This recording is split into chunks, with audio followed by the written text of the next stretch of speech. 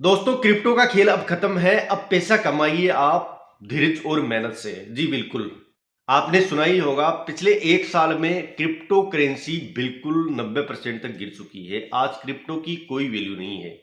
किसी व्यक्ति ने कहा था एक बार, जो बहुत बड़े अर्थशास्त्री है, उन्होंने कहा था कि मैं पूरी दुनिया की क्रिप्टो करेंसी मात्र 500 रुपए में नहीं खरीदूंगा।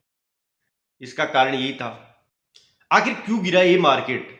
जब 2017 से लेकर 2021 तक इसकी वैल्यू इतनी बढ़ी कि अगर आपके पास 10 रुपए का क्रिप्टो था तो आज के वक्त में, आज तो नहीं बोल सकते, आज से एक साल पहले या 2017 से 2021 तक अगर आपने 10 रुपए इन्वेस्ट किए तो उनके 5500 रुपए बन गए थे आपके।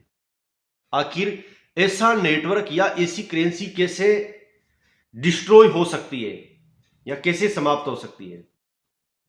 दोस्तों मैं आपको बता दूं, पहले क्रिप्टो करेंसी है क्या, कब इसका जन्म हुआ। क्रिप्टो का जन्म ओरिजिनल में हुआ 2012 में। और क्रिप्टो है क्या? क्रिप्टो खुद कोई करेंसी नहीं है। क्रिप्टो है एक ऐसी मनी मार्केट जो सिर्फ इंटरनेट पर उपलब्ध है और कंप्यूटर और मोबाइल से ही इसे आप ऑपरेट कर सकते हैं।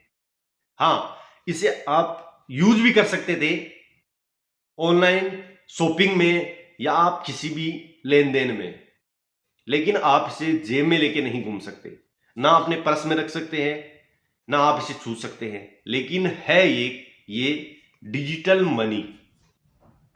फिर क्या हुआ? फिर भाई साहब सबसे पहले आई एक क्रिप्टो करेंसी जिसका नाम था बिटकॉइन, जो सबसे ज्यादा पॉपुलर हुई। उसके बाद कम से कम 20,000 ऐसी ही बिटकॉइंस आई मार्केट में, जिनकी किसी की कुछ थोड़ी बहुत वैल्यू थी, किसी की कुछ थोड़ी बहुत वैल्यू नहीं थी। अब हम बात करते हैं कि हमारे देश में इसका कोई वजूद है क्या, ये इलीगल है या लीगल है। तो 2020-21 से पहले हमारे देश में ये बिल्कुल इलीगल थी, लेकिन कोर्ट के एक आदेश से अब ये लीगल है। लोग क्रिप्टो करेंसी बेचते हैं, खरीदते हैं। ये हुई हमारे लीगल इलीगल की बात।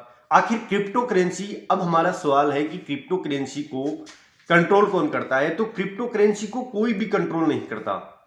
यही कारण है कि आज इसका इतना बुरा हाल है, क्योंकि अगर आपके ऊपर किसी का कंट्रोल नहीं रहेगा तो या तो आप बहुत ऊपर जाओगे या फिर आप बिल्कुल नीचे गिरोगे।